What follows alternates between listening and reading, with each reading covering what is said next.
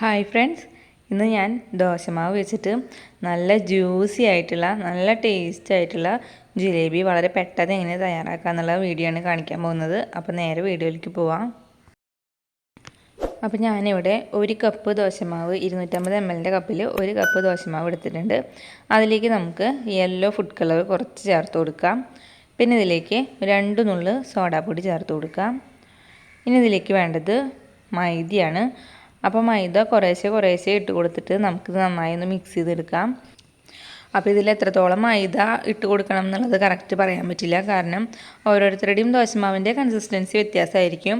അപ്പോൾ നമുക്ക് എല്ലാം നന്നായി മിക്സ് ചെയ്തെടുത്ത് കഴിഞ്ഞാൽ ഇതേപോലെ സ്പൂണിൽ നിന്ന് ഇങ്ങനെ വിട്ട് വീഴുന്ന ആ ഒരു രീതിയിലുള്ള കൺസിസ്റ്റൻസിയാണ് നമ്മുടെ ഈ മാവിന് വേണ്ടത്. അപ്പോൾ ഇതേപോലെ ആവുന്ന വരെ നമ്മൾ കുറേശ്ശെ മൈദ ഇട്ട് കൊടുത്തിട്ട് മിക്സ് ചെയ്ത് കൊടുക്കുക. ഇനി മാവ് നമുക്കൊരു കവറിലേക്ക് ഇട്ട് കൊടുക്കാം. അപ്പോൾ ഞാനിവിടെ സാധാ ഒരു സൈഡ് ഇതേപോലെ കോൺ ഷേപ്പ് വരുന്ന ഒരു കവറാണ് എടുത്തിരിക്കുന്നത്. അപ്പോൾ ഇത് നമുക്കൊരു ഗ്ലാസ്സിലേക്ക് ഇറക്കി വയ്ക്കാം. നമുക്ക് മാവ് കറക്റ്റായി ഇതിൻ്റെ ഉള്ളിലേക്ക് ഒഴിക്കാൻ വേണ്ടിയിട്ടാണ്. അപ്പോൾ നിങ്ങളിൽ പൈപ്പിംഗ് ബാഗ് ഉണ്ടെങ്കിൽ അത് എടുക്കുകയായിരിക്കും ഏറ്റവും നല്ലത്. അതില്ലാത്തവർ ഇതേപോലത്തെ ഒരു സാധാ കവർ എടുത്താലും മതി. ഇപ്പോൾ പാലിൻ്റെ കവറൊക്കെ ഉണ്ടെങ്കിൽ അതായാലും മതി. അപ്പോൾ കുറച്ച് പൊക്കി പിടിച്ചിട്ട് ഒഴിക്കുക. അപ്പോൾ നമുക്ക് നേരെ ഇതിൻ്റെ ഉള്ളിലേക്ക് തന്നെ കറക്റ്റ് ഒഴിക്കാനായിട്ട് പറ്റും. ഇനി നമ്മൾ ജിലേബി ഉണ്ടാക്കുന്ന സമയത്ത് ഇത് കട്ട് ചെയ്ത് കൊടുത്താൽ മതി. അല്ലാന്നുണ്ടെങ്കിൽ ഇതിൽ നിന്ന് കുറേശ്ശെ മാവ് പുറത്തേക്ക് പോകാനായിട്ട് തുടങ്ങും. അപ്പോൾ അത്രയും നേരം നമുക്ക് ഈ ഗ്ലാസ്സിൽ തന്നെ വെച്ച് കൊടുക്കാം. ഇനി നമുക്ക് ഷുഗർ സിറപ്പ് ഉണ്ടാക്കാം. അപ്പോൾ അതിന് വേണ്ടി കുറച്ച് കുഴിയുള്ള ഒരു പാത്രം എടുക്കുക. അതിലേക്ക് 1 കപ്പ് പഞ്ചസാര ഇട്ട് കൊടുക്കാം. 1 കപ്പ് പഞ്ചസാരയ്ക്ക് 1 കപ്പ് വെള്ളം തന്നെ ഒഴിച്ചിട്ട് ഇത് നന്നായി ഒന്ന് ഉരുക്കിയെടുക്കാം. ഇപ്പോൾ ഇവിടെ ഷുഗർ സിറപ്പ് റെഡി ആയിട്ടുണ്ട്. അപ്പോൾ ഇതിൻ്റെ കൺസിസ്റ്റൻസി എന്ന് പറയുന്നത് നമ്മൾ തൊട്ട് നോക്കുമ്പോൾ നമ്മുടെ കയ്യിൽ ഇങ്ങനെ ഒട്ടുന്ന ഒരു പരുവുണ്ട്. ആ ഒരു പരുവാണ് ഇതിൻ്റെ കറക്റ്റ് എന്ന് പറയുന്നത്. അപ്പോൾ നമുക്കിനി ഇതിലേക്ക് നല്ലൊരു മണത്തിന് വേണ്ടിയിട്ട് 2 ഏലക്കായ ഇട്ട് കൊടുക്കാം.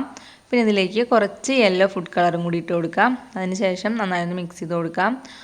പിന്നെ ഈ സിറപ്പ് കട്ട പിടിച്ച് പോകാതിരിക്കാൻ വേണ്ടിയിട്ട് നമുക്കിതിലേക്ക് 1/4 ടീസ്പൂണോളം ലൈം ജ്യൂസ് ഇട്ട് കൊടുക്കാം. അതിനുശേഷം നമുക്ക് ഫ്ലെയിം ഓഫ് ചെയ്ത് കൊടുക്കാവുന്നതാണ്. ഇനി നമുക്ക് ജിലേബി തയ്യാറാക്കാം. അപ്പോൾ ഞാനിവിടെ ഇപ്പോഴാണ് നമ്മൾ മാവ് നിറച്ചിട്ടുള്ള കവറിൻ്റെ സൈഡ് ഭാഗം കട്ട് ചെയ്യാൻ പോകുന്നത്. പിന്നെ ഞാനിവിടെ ഒരു പാനിൽ ഓയിൽ ചൂടാവാനായിട്ട് വെച്ചിട്ടുണ്ട്. അപ്പോൾ ലോ ഫ്ലെയിമിൽ തന്നെ വെച്ചുകൊണ്ടിരിക്കണം. ഒരിക്കലും ഫ്ലെയിം കൂട്ടി വയ്ക്കരുത്. ഫ്ലെയിം കൂട്ടി വെച്ച് കഴിഞ്ഞാൽ ഇത് പെട്ടെന്ന് കരിഞ്ഞു പോവും. അതുകൊണ്ട് ലോ ഫ്ലെയിമിൽ വെച്ചിട്ട് തന്നെ നമ്മളിതിലേക്ക് ചുറ്റിച്ച് കൊടുക്കുക. പിന്നെ ഓയിലും ഒരുപാട് ഒഴിക്കേണ്ട ആവശ്യമില്ല, കുറച്ച് മാത്രം ഓയിലും മതിയാവും. അതിനുശേഷം നമുക്ക് ഇതേപോലെ ഒന്ന് ചുറ്റിച്ചെടുക്കാം. ഞാനിവിടെ ചെറിയ ജിലേബിയാണ് തയ്യാറാക്കുന്നത്. അപ്പോൾ നമ്മൾ ഓയിലിലേക്ക് ഇത് ചുറ്റിച്ച് കൊടുക്കുമ്പോൾ ഇത് താന്നിട്ടാവും ഇരിക്കുന്നുണ്ടാവുക. അപ്പോൾ ഇത് ഫ്രൈ ആയി വരുമ്പോൾ ഇത് മേലേക്ക് ഇങ്ങനെ പൊന്തി വരുന്നതായിരിക്കും. അപ്പോൾ നമുക്കിത് ലോ ഫ്ലെയിമിൽ തന്നെ വയ്ക്കുക. അതിനുശേഷം ഇതിങ്ങനെ പൊന്തി വരുമ്പോൾ നമുക്ക് പിന്നെ അത് തിരിച്ചിട്ട് കൊടുക്കുക. ജിലേബി ഫ്രൈ ആയി വന്നിട്ടുണ്ട്.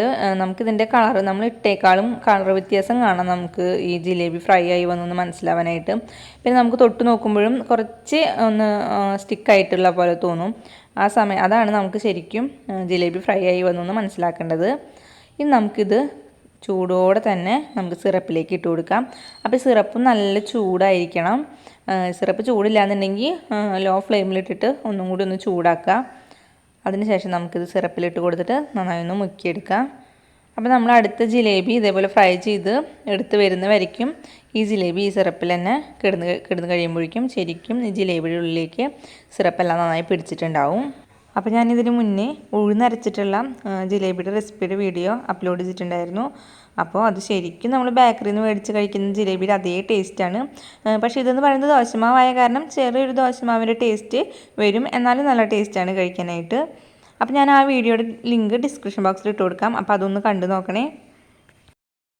ഇപ്പോൾ ഞാൻ ആദ്യമായിട്ട് ജിലേബിയുടെ ഉള്ളെല്ലാം സിറപ്പ് പിടിച്ചിട്ടുണ്ട്. നമുക്കിനി ഇത് എടുക്കാം. അപ്പോൾ ഇപ്പോൾ ശരിക്കും ഇതിൻ്റെ ചൂട് കുറച്ച് കുറഞ്ഞിട്ടുണ്ടാവും. അപ്പോൾ നമ്മൾ വീണ്ടും ഫ്ലെയിം ഓണാക്കി കൊടുത്തിട്ട് ഒന്ന് നന്നായി ചൂടാക്കുക. അതിനുശേഷം അടുത്തതായി ഫ്രൈ ചെയ്തിട്ടുള്ള ജിലേബി ഇതിലേക്ക് ഇട്ട് കൊടുക്കുക. അപ്പോൾ ഇതേപോലെ തന്നെ നമുക്ക് എല്ലാ ജിലേബിയും തയ്യാറാക്കിയെടുക്കാം. അപ്പോൾ ഇത് ദോശമാവോ ഇഡ്ലിമാവോ ഏത് വെച്ചിട്ട് വേണമെങ്കിലും ചെയ്യാം. പിന്നെ നിങ്ങളുടെ കയ്യിൽ ഫുഡ് കളർ ഇല്ലാന്നുണ്ടെങ്കിൽ കുറച്ച് മഞ്ഞൾപ്പൊടി ഇട്ട് കൊടുത്താലും മതി. പിന്നെ കുട്ടികൾക്കൊക്കെ ഉണ്ടാക്കി കൊടുക്കുകയാണെന്നുണ്ടെങ്കിൽ ഫുഡ് കളർ കുറച്ച് കുറയ്ക്കുന്നതായിരിക്കും നല്ലത്. അപ്പോൾ ഇത്രയേ ഉള്ളൂ കേട്ടോ. നല്ല ജ്യൂസി ആയിട്ടുള്ള നല്ല ടേസ്റ്റ് ആയിട്ടുള്ള ദോശമാവ് വെച്ചിട്ടുള്ള ജിലേബി ഇവിടെ റെഡി ആയിട്ടുണ്ട്. അപ്പോൾ ദോശമാവൊക്കെ ബാക്കി വരികയാണെന്നുണ്ടെങ്കിൽ നിങ്ങൾ ഇതുപോലെ ഒന്ന് ട്രൈ ചെയ്ത് നോക്കാം.